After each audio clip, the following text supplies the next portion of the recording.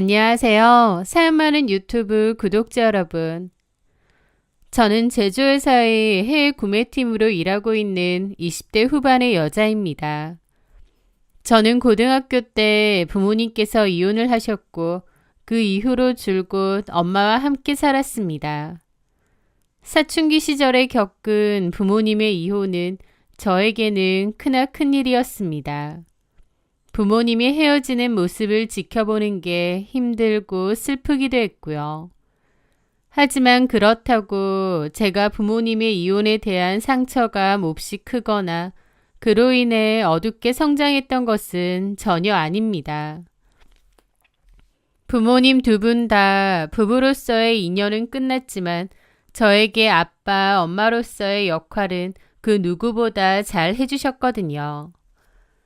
저희 엄마는 제가 행여나 기가 죽거나 아빠의 빈자리 때문에 부족함을 느끼지 않도록 정말 많이 노력해 주셨고, 아빠 역시도 나중에는 다른 분하고 재혼을 해서 새 가정을 꾸리시긴 했지만 어쨌든 저하고도 여전히 자주 왕래하고 딸로서 잘 챙겨주셨어요.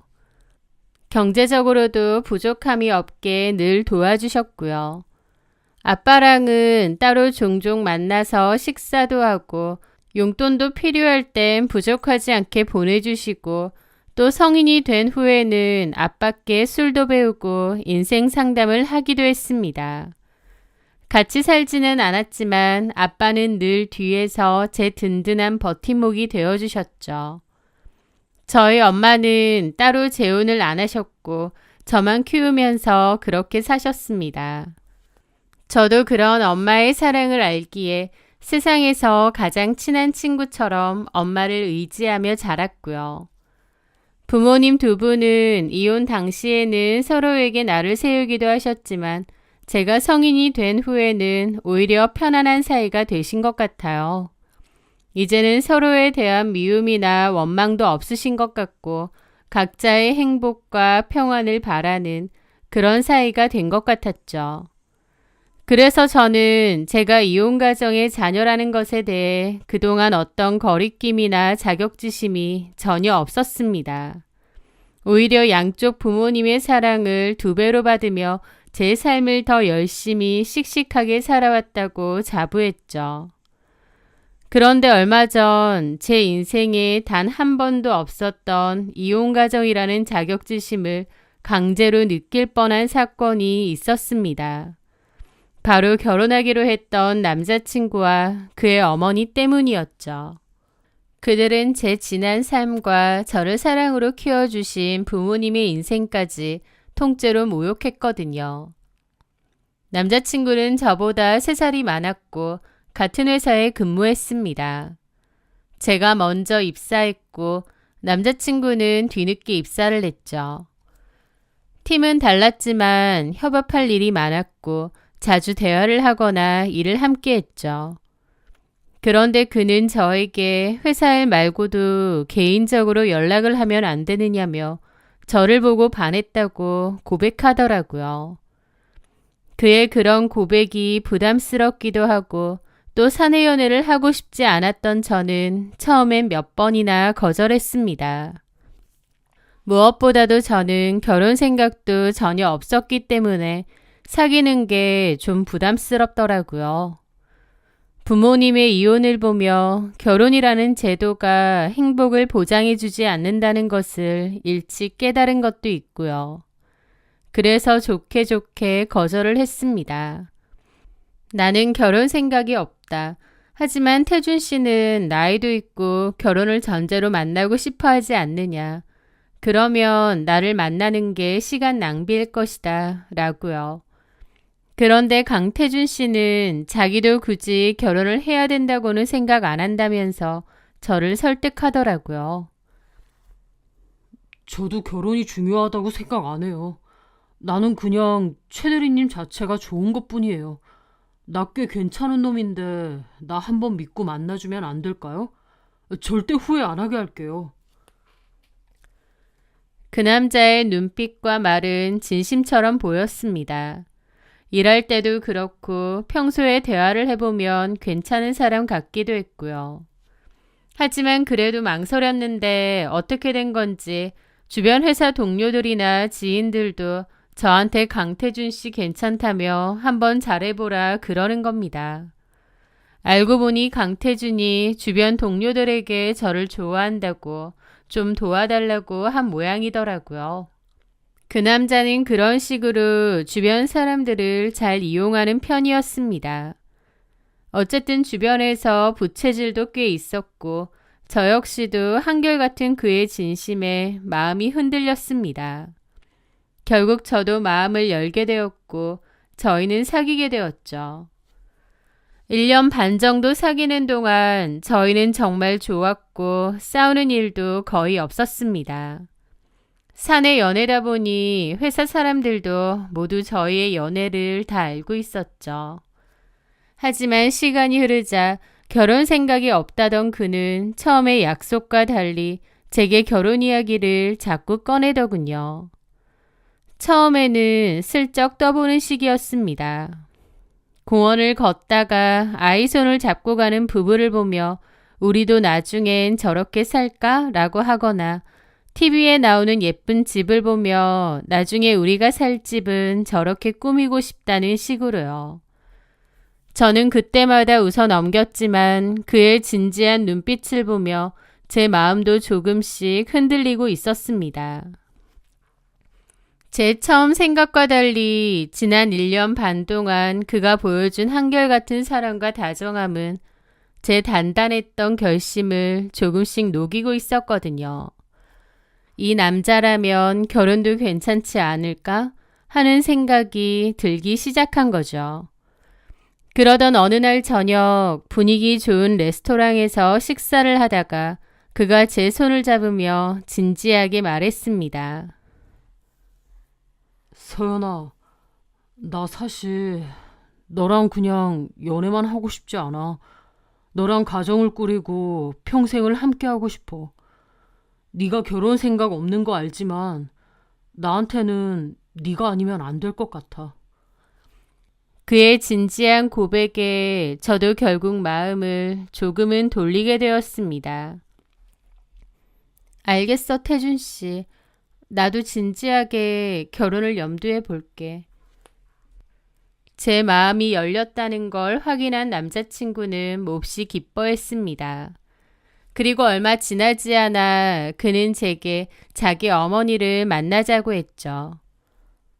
서연아, 우리 엄마 한번 만나볼래? 어머님? 글쎄, 너무 빠른 거 아닐까? 빠르긴. 부담 갖지 말고 그냥 한번 얼굴이나 보자는 건데. 내가 너에 대해서 하도 자랑을 많이 했더니 우리 엄마가 널 얼마나 보고 싶어 하시는지 몰라. 저도 조금 부담스러웠지만 어느 정도 결혼 생각도 있었기에 언젠가 한 번은 만나봐야 된다고 생각했습니다. 그래도 좀 떨리는데 어머님께서 나 마음에 안 들어 하시면 어떡하지? 그럴 리가. 그리고 우리 엄마 진짜 쿨하고 시원시원한 성격이야. 막 이것저것 간섭하고 그런 스타일 전혀 아니고. 아마 너 보면 너무 예쁘다고. 우리 아들 여자친구는 다르다고 바로 네 편이 되어주실걸? 그냥 편하게 내 제일 친한 친구 만나러 간다고 생각해. 저는 남자친구의 그 말을 철석같이 믿었습니다. 쿨하고 시원시원한 분이라는 그 말을요. 그렇게 저는 조금의 긴장과 큰 기대를 안고 남자친구 어머님과의 약속을 잡았습니다. 그날 그토록 어이없는 일과 황당한 기분을 느낄 줄 몰랐던 거죠. 제가 알아보고 예약한 식당은 이전에 저희 엄마와 함께 가봤던 깔끔하고 분위기가 고급스러운 한정식 집이었습니다. 남친 어머님을 처음 뵙는 자리다 보니 나름 단정하고 고급스러운 원피스를 골라 입고 약속 시간에 맞춰 먼저 가 있었죠. 잠시 후 남자친구는 어머님을 모시고 함께 들어왔고 저는 자리에서 일어나 정중히 인사를 드렸습니다. 그런데 남친 어머님은 첫 인상부터가 남친이 말했던 것처럼 쿨하고 시원시원한 성격하고는 거리가 좀 먼 것 같더군요. 인상을 약간 쓰시며 들어왔는데 대놓고 저를 위아래로 훑어보셨고 제 인사에도 대충 고개만 끄덕하셨거든요. 그러더니 자리에 바로 앉으시더라고요. 저는 생각지 못한 어머님의 행동에 뻘쭘하게 서 있는데 어머님이 저를 올려다보며 그러시더라고요.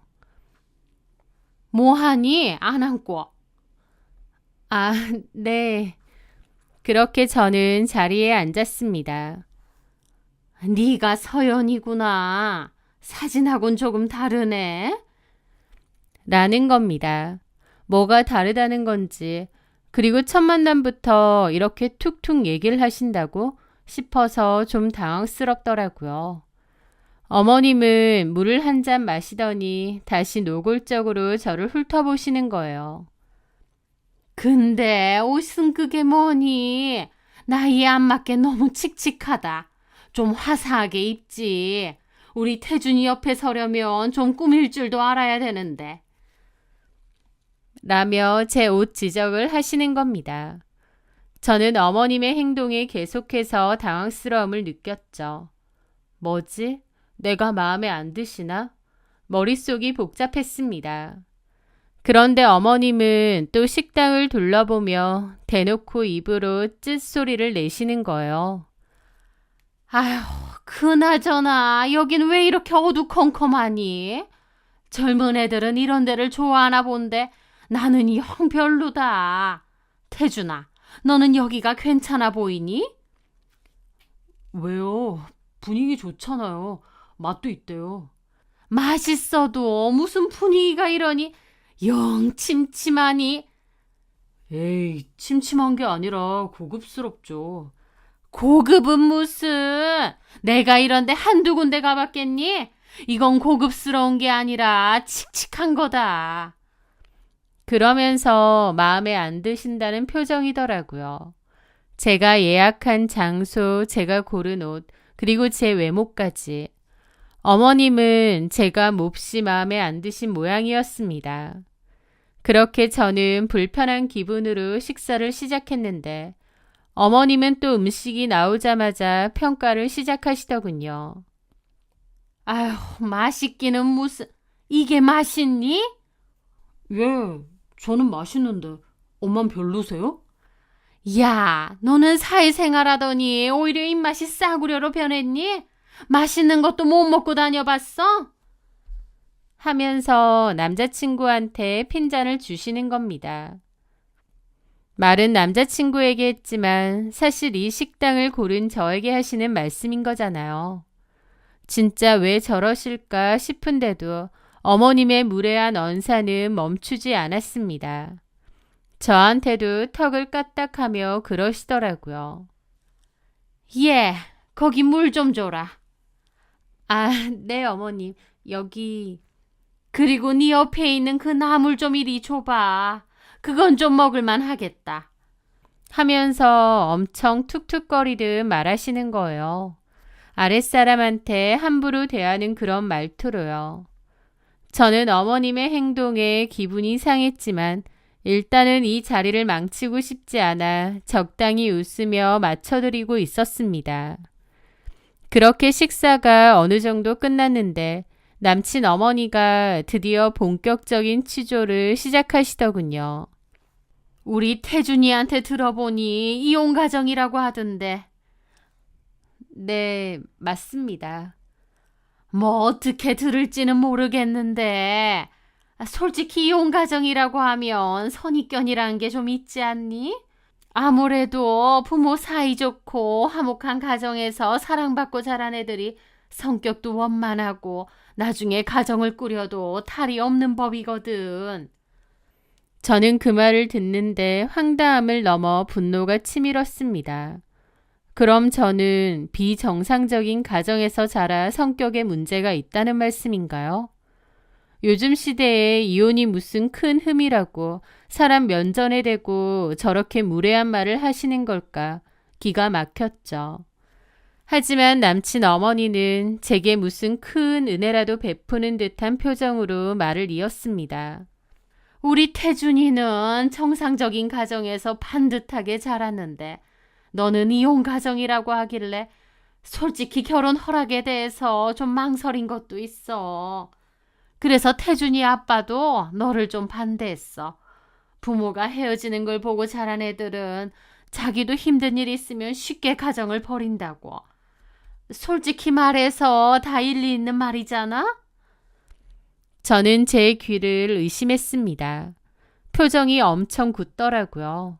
하지만 어머님은 아랑곳 않고 일장연설을 계속하시더군요. 근데 나는 그래도 우리 아들이 너를 하도 좋다하니 어쩌겠니? 자식 이기는 부모 있어? 내가 줘줘야지. 저는 아무 대답도 못했습니다. 그러니까 너는 결혼하면 우리한테 특히나 잘해야 된다. 특히 나한테. 내가 뒤에서 태준이 아빠 설득하느라 얼마나 힘들었는지 아니? 며느리 되래 댐댐이만 보자고. 내가 그렇게 밀어붙인 거지. 내가 이렇게 노력한 거 알면 너 나한테 많이 고마워해야겠지? 나같이 쿨한 시어머니가 어디 있겠니? 이혼 가정인 것도 괜찮다고 하고 오히려 반대하는 태준이 아빠 설득까지 해주고 고마워 안 고마워? 라고 하시는 겁니다. 너무 어이없는 상황인데 그 와중에 남자친구는 옆에서 맞다는 듯 고개를 끄덕이며 듣고만 있더군요. 그 순간 저는 남친 어머니의 무례함보다 남친이 더 얄밉고 화가 났습니다. 결혼 생각 없다던 저를 그렇게 설득해서 이 자리에 데려다 놓은 게 누군데요. 제가 이 상황에서 부족한 저를 받아주시고 설득까지 해주셔서 감사합니다. 라고 고개라도 조아려야 하는 걸까요? 저희 집이 이혼 가정이라는 이유로 시작부터 저를 흠있는 사람 취급하며 갑질을 하려는 게 너무 기가 막혔습니다. 저도 더 이상은 못 참겠더라고요. 아니, 별로 참고 싶지 않더라고요. 이 자리에서 제 자신을 그리고 저를 사랑으로 키워주신 우리 부모님을 변호하지 않으면 평생을 후회할 것 같았거든요. 저는 조용히 냅킨으로 입가를 닦고 젓가락을 내려놓았습니다. 그리고 찻잔을 들어 목을 축인 뒤 어머님을 바라보았습니다. 어머님, 말씀 다 끝나셨으면 저도 한 말씀 드려도 될까요?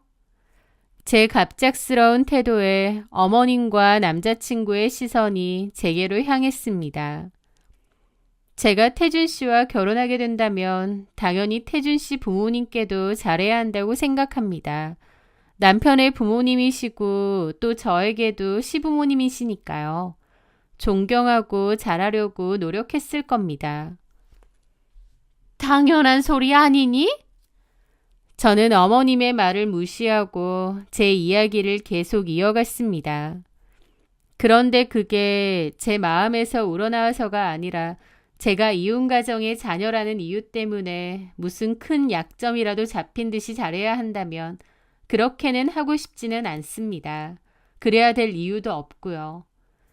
그 말에 어머님의 표정이 순식간에 굳어졌습니다. 뭐라고? 너 지금 말 다 했니? 서연아, 우리 엄만 그런 뜻이 아니라. 저는 저를 말리는 남자친구의 말도 끊고 오직 어머님을 보며 말을 계속했습니다. 부모님의 이혼이 제 잘못도 아니고 두 분이 각자의 행복을 위해 심사숙고해서 내리신 결정입니다. 저희 어머니 이혼 후에도 저 부족함 없이 최선을 다해 키워주셨고요. 저희 아버지는 떨어져 살았어도 단 한 번도 아버지의 자리를 비우신 적 없습니다. 제게 저희 부모님은 세상에서 가장 훌륭한 분들이시고요. 제 말에 어머님은 기가 막힌다는 듯 헛웃음을 터뜨리셨습니다. 참, 그런 얘기를 하는 이유가 뭐야? 이런 게 바로 이혼 가정 애들 자격지심이라는 거야. 꼬투리 하나 잡았다고 얼음 무서운 줄 모르고 대들어? 요즘 애들 무섭다더니 딱 너를 두고 하는 말이네. 자격지심이 아니라 자존감입니다. 제 자신과 저를 사랑으로 키워주신 저희 부모님에 대한 최소한의 자존심이고요. 어머님 말씀은 제가 이혼 가정에서 자란 것이 큰 흠인데 어머님께서 큰 인심 써서 봐주셨으니 잘하라고 하시는 거잖아요. 그건 제 자존감을 짓밟는 행동입니다. 그래서 저는 이 결혼 다시 생각해야겠습니다.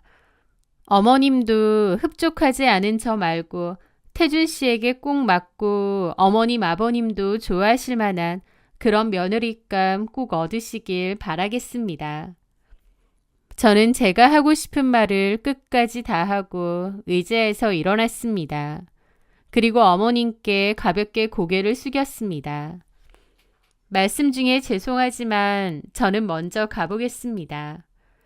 그리고는 뒤도 돌아보지 않고 식당 출구를 향해 걸었습니다. 등 뒤에선 어머님이 참, 뭐 저런 게 다 있냐 등등 제 욕을 하시는 소리가 들렸어요. 하지만 그냥 무시하고 나왔죠. 그런데 가게를 벗어나니 등 뒤에서 남자친구가 저를 부르는 다급한 목소리가 들렸습니다. 최서연, 너 지금 뭐 하는 짓이야? 잠깐 서봐. 저는 무시하고 걸음을 멈추지 않았습니다. 그러자 남자친구가 쫓아와서는 식당 앞에서 거칠게 제 팔을 붙잡는 거예요. 너 진짜 나한테 왜 이래? 결혼하기 싫어서 일부러 엿먹이는 거야? 누가 누굴 엿먹여? 태준 씨네 어머님이 무례한 행동하는 건 괜찮고? 그게 뭐가 무례한 거야? 엄마가 이제 며느리 될 사람이라고 편하게 대하는 거지. 이혼 가정 자녀라고 엄마가 결혼 반대한 것도 아니고 오히려 그럼에도 받아들이겠다 하신 거잖아. 우리 엄마는 그냥 솔직하고 직설적인 분이야. 너 좋게 보셔서 다 해주시는 말씀인데 네가 너무 예민한 거 아니야? 라는데 뭐가 잘못된 건지도 모르는 게 너무 어이가 없더라고요.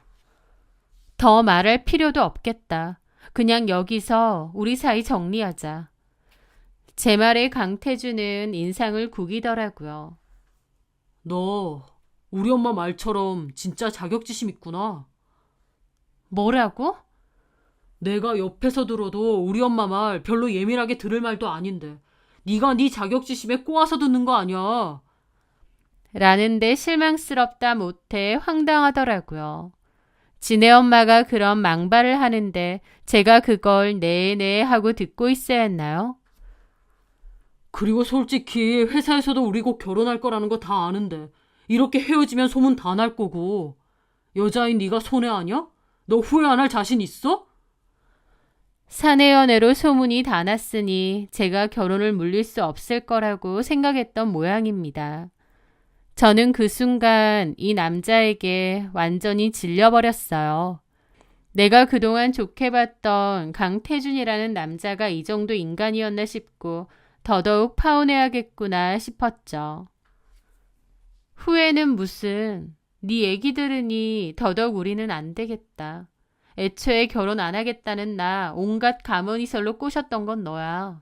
막말로 내가 결혼이 아쉬운 상황도 아닌데 니네 엄마가 나한테 저런 막말하는 걸 다 이해해줘야 되니? 내가 왜? 나 그렇게까지 해서 너랑 결혼할 생각 없어. 뭐라고? 그만하자. 네가 어떤 사람인지 이번 기회에 아주 잘 알았으니까. 그렇게 저는 그 자리를 벗어났고 그 길로 헤어졌습니다. 같은 회사다 보니 헤어지고 나서도 계속 봐야 된다는 게 고역이긴 하더라고요. 주변에서 강태준과 저의 분위기가 냉랭해 보이자 물어봤고 회사 사람들에게는 그저 서로 안 맞는 부분이 있어 헤어졌다라고만 말하고 조용히 넘어갔습니다.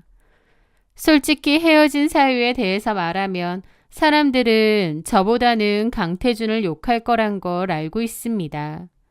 하지만 헤어지는 마당에 사람들 입에 오르내리는 것도 싫었고 또 어쨌든 과거의 연인으로 지냈던 사람이기도 한데 괜히 욕먹히거나 시끄럽게 하고 싶지도 않았습니다. 그래서 그냥 적당히 저렇게 얘기하고 지나가려고 한 거죠.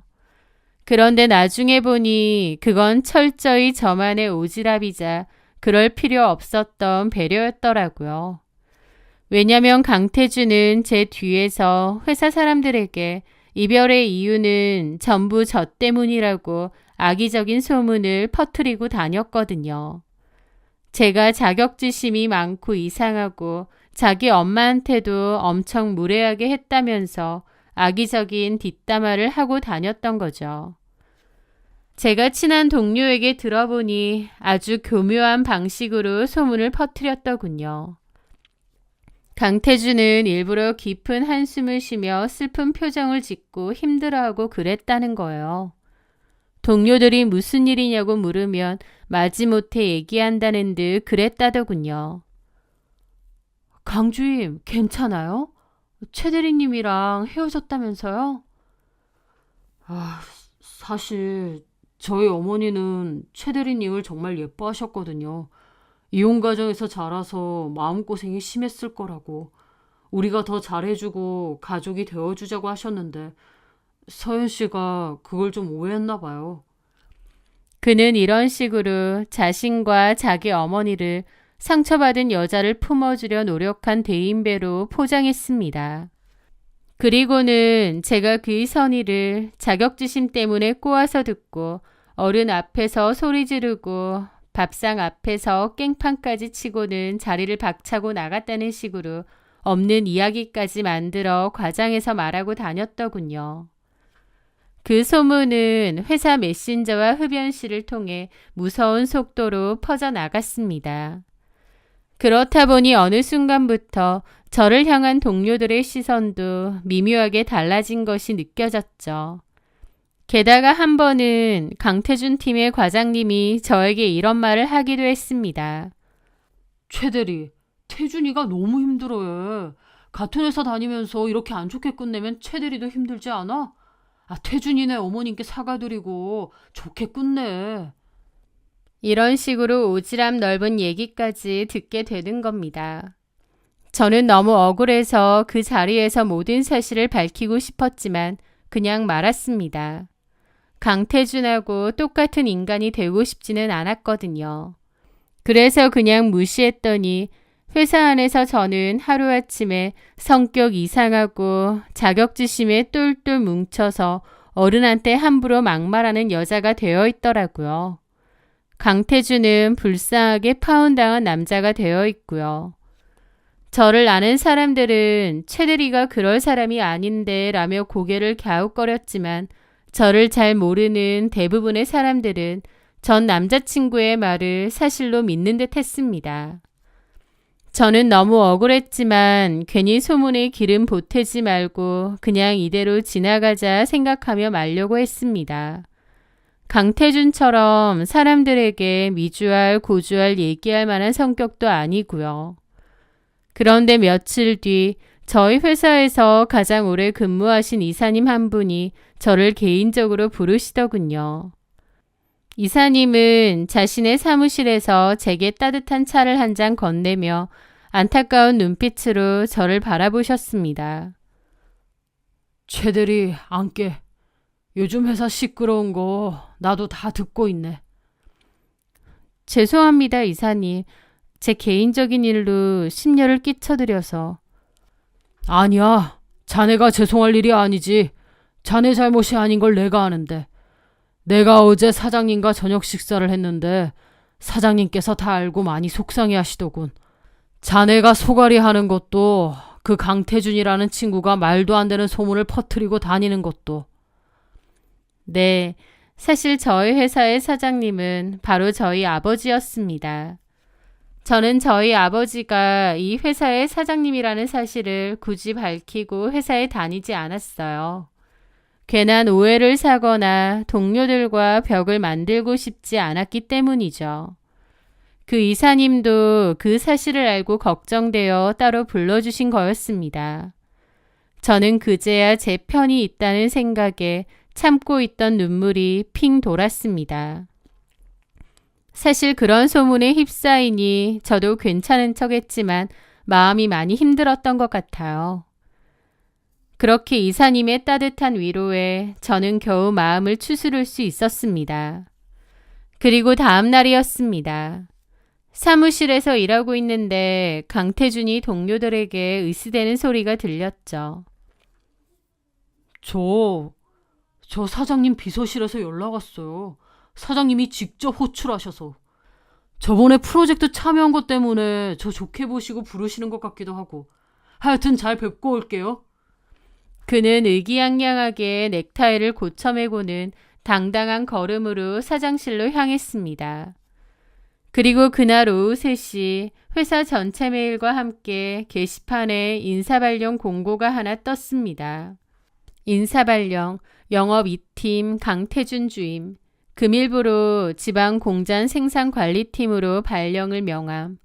그 공장은 저희 회사의 공장 중에서도 가장 외지고 사실상 유배지나 다름없는 곳으로 모두가 기피하는 근무지였습니다. 그곳으로의 발령은 사실상 해고나 다름없는 조치기도 했죠. 회사 전체가 그야말로 술렁거렸습니다. 강태준 씨가 왜 갑자기 지방 공장으로 가게 되었는지 의아해했죠. 나중에 이사님께 전해들은 그날 사장실에서 있었던 일은 이랬습니다. 의기양양하게 사장실로 들어선 강태준 씨를 아버지는 싸늘한 눈으로 맞으셨다고 합니다. 강주임, 앉게. 요즘 회사에 자네에 대한 얘기가 많더군. 아, 제 얘기가요? 그래, 내 딸 서연이에 대한 얘기도 아주 잘하고 다닌다지? 네? 딸이라니, 그게 무슨... 몰랐나? 최서연 대리가 내 딸이야. 듣자니 자네 어머니께서 이혼 가정이 어쩌고 하면서 서연이에게 한 소리 했다던데. 예? 아니요, 그게 아니라... 그리고 헤어졌으면 그만이지. 회사에 소문도 내고 다닌다지? 내 딸이 이혼 가정 이야기에 자격지심 부리고 어른한테 소리 지르고 깽판 치고 그랬다던데. 내가 아는 서연이는 그런 행동을 할 애가 전혀 아니거든. 사장님, 그게 오해가... 그게 아니라... 그제야 상황 파악이 된 강태준은 얼굴이 새하얗게 질렸다고 합니다. 아버지는 책상 위 서류를 보며 아주 조용히 하지만 얼음장처럼 차가운 목소리로 물으셨다고 합니다. 내 딸은 다른 사람한테 함부로 말 전하는 그런 성격도 아니야. 회사 사주 딸인 것도 괜한 오해받기 싫다고 말도 안 하고 다니는 애고. 그런데 내가 가만 보자니 이건 좀 아닌 것 같은데? 사장님, 자네는 내 귀한 딸의 마음에 상처를 준 것도 모자라 이 회사 전체에 악의적인 소문을 퍼뜨려 내 딸의 명예를 훼손했어. 한 사람의 인격을 짓밟고 회사의 분위기도 흐렸지? 사장님, 제가 잘못했습니다. 아버지는 그 모습을 가만히 내려다보시며 말씀하셨다고 합니다. 잘못하기는 자네 능력 마음껏 펼칠 기회를 주려고 하네. 우리 회사 지방 공장에 자리가 하나 있는데 거기서 자네의 그 능력을 마음껏 한번 불태워보게나. 가서 자네가 그토록 자랑스러워하는 정상적인 가정교육을 얼마나 잘 받았는지 한번 보여주고. 그렇게 아버지는 전 남친에게 지방 발령을 내렸습니다.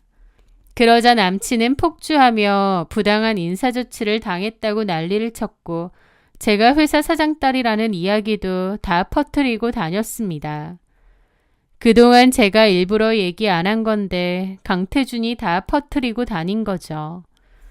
하지만 강태준이 그러고 다녔기에 오히려 여론은 뒤바뀌었습니다. 회사 사람들은 제가 회사 사장딸인데도 그런 거 전혀 티내는 거 없이 열심히 일하고 또 강태준이 일방적으로 파혼사회 떠들고 다니는데도 저는 묵묵히 가만히 있었으니까요. 그제야 회사 사람들은 모든 전후 사정을 알게 되고 강태준 보고 찌질하다고 다 욕을 하더라고요. 그리고 저도 저에게 물어보는 회사 동료들에게는 더 이상 참지 않고 진짜 파혼 이유에 대해서 얘기를 했습니다. 진짜 파혼 이유에 대해서 삽시간에 소문이 퍼졌고 회사 사람들은 강태준이 결혼하려는 여자 약점 잡아서 사람 모욕 주고 헤어지자고 하니 찌질하게 안 좋은 소문이나 퍼뜨리고 다닌다면서 다 손가락질했죠. 결국 강태준은 부당 인사조치라며 난리를 치다가도 회사 사람들 사이에서도 여론이 너무 안 좋아지니 결국 조용히 회사를 그만두고 나가게 되었습니다. 아버지는 저에게 괜찮으냐 물어보시면서 사장실에서 아버지와 강태준 사이에 있었던 일에 대해서 다 얘기를 해주시더라고요.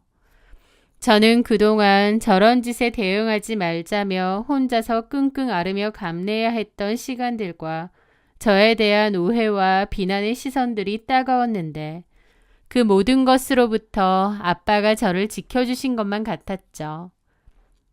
괜찮아요, 아빠. 그리고 죄송해요. 내가 사람을 잘 못 봐서 아빠한테까지 괜히 염려 끼치고. 무슨 소리? 네가 뭘 잘못했어?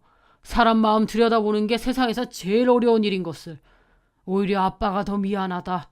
앞으로는 아빠가 더 든든한 울타리가 되어주마. 그러니 너는 아무 걱정 말고 네 일에만 전념해. 우리 딸 지금도 충분히 잘하고 있으니까. 그렇게 강태준은 회사를 그만두고 저는 잘 다니며 제 생활을 잘 하고 있습니다. 지금 돌이켜보면 강태준 어머님은 제가 이혼가정이라는 것을 약점으로 삼아서 첫 만남부터 일종의 기선제압을 하려고 했던 것 같아요. 그러니 처음부터 그렇게 무례하게 나오신 거죠. 본인은 이혼을 안 했으니 정상적인 가정이라며 입에 달고 살았지만 정작 그들이 말하는 정상적이라는 건 얄팍한 편견과 조건으로 가득 차 있는 게 아닌가 싶습니다. 반면 세상의 기준으로 깨진 가정이었던 저희 가족은 어떤 상황에서도 서로를 믿고 지지해주는 가장 완벽하고 튼튼한 울타리가 되어주었고요. 어떤 상황에서도 내 편이 되어주고 나를 믿어주고 나를 지켜주는 가족이 있다는 사실이 얼마나 든든하고 행복한 일인지 저는 이번 일을 통해 더욱 깨닫게 된 게 아닌가 싶어요. 강태준에게 너무 질려서 더더욱 결혼 생각은 없지만 만에 하나 살면서 좋은 사람을 만나 결혼을 다시 생각하게 될 수도 있잖아요.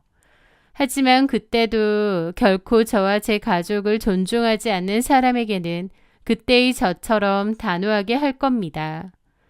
저를 위해 평생을 고생하신 엄마, 그리고 늘 제 뒤에서 든든한 산이 되어주시는 아빠와 함께 제 한 몸 잘 건사하며 멋지게 살아갈 생각입니다. 제 사연 들어주셔서 감사합니다.